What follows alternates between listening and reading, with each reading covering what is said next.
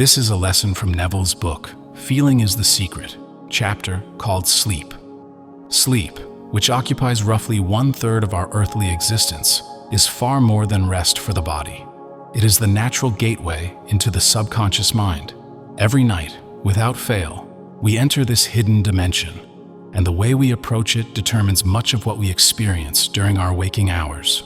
If we understood the creative power that sleep holds, we would anticipate it each evening as though we were keeping an intimate appointment with a beloved. Scripture describes it beautifully. In a dream, in a vision of the night, when deep sleep falleth upon men, then he openeth the ears of men, and sealeth their instruction. Job 33.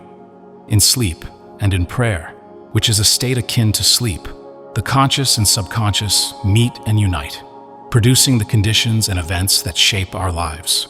In this union, the conscious mind turns away from the world of the senses and seeks its counterpart, the subconscious, which faithfully reflects whatever impressions it is given. Unlike a spouse who wishes to change the partner, the subconscious has no desire to alter the conscious mind. It simply accepts it as it is and reproduces it in form. The children of this union, the circumstances of your life, are created in the image and likeness of your innermost feelings. The state you carry into sleep is the seed you plant in the fertile soil of your subconscious. Whatever you feel yourself to be in that final waking moment will be expressed in the 2/3 of life spent awake. The only thing that prevents the fulfillment of your desires is the failure to feel them as already accomplished before drifting into unconsciousness. You never draw from the depths of yourself what you merely want. You draw what you are, and you are what you feel yourself to be. To make your wish real, you must dissolve it into the feeling of already being or having it. Ask yourself, how would I feel if my desire were fulfilled? And let that feeling dominate your mind as you relax towards sleep. Once you are asleep, your conscious choice ends. Your entire slumber is governed by the mood you last entertained. This is why it is essential to end each day in a state of accomplishment, gratitude, and satisfaction. Enter the gates of sleep as Scripture instructs, with thanksgiving and praise, for the subconscious will take you exactly as you feel yourself to be and will faithfully express it. Prepare for sleep by lying comfortably, your head level with your body. Feel the reality of your fulfilled wish as vividly as possible, then quietly allow yourself to drift into unconsciousness.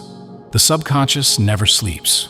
It is always at work, shaping the outer world to match the inner pattern impressed upon it. This nightly process is a romance between the conscious and subconscious, like the Song of Solomon's beloved who seeks and finds the one her soul loves, bringing him into the chamber of her mother. Each night, you take your realized wish into that inner chamber so that it may be conceived and born into your outer life. Never go to sleep feeling discouraged, defeated, or dissatisfied. The subconscious sees you as you believe yourself to be, whether noble or unworthy, and embodies that belief without judgment.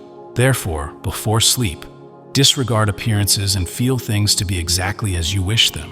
Assume the feeling of satisfaction, for signs follow that feeling. They never precede it.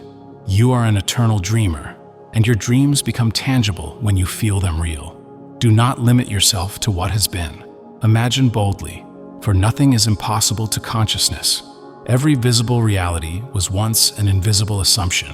Imagine and expect the best, for as within, so without. You have no one to change but yourself, and no helper or opponent in this work but your own mind. Convince yourself of the reality of your desire, and results will follow. You need not suggest to another what you want them to be. Simply accept within yourself that they already are what you wish to see expressed. A change of belief brings a change of expression. Therefore, each night, as you slip into sleep, feel yourself to be spotless, satisfied, and in full possession of your desire. The day's events are effects, not causes. Your only true freedom is the choice of mood you take into sleep, for the subconscious receives impressions only through feeling, and it will faithfully outpicture them. Do not waste energy regretting the past, for to feel deeply about past mistakes is to plant them again. Let the dead bury their dead.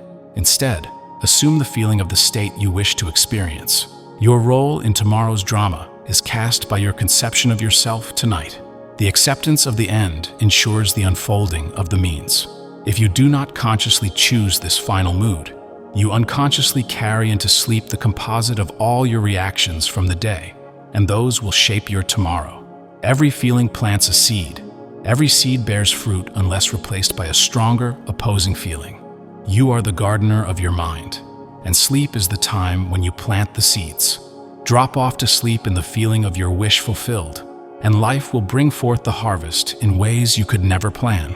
Sleep is the door into heaven. What you take in as feeling, you will meet as reality. So each night, before you surrender to the mystery of sleep, choose wisely the seed you plant, for it will grow into the life you will awaken to.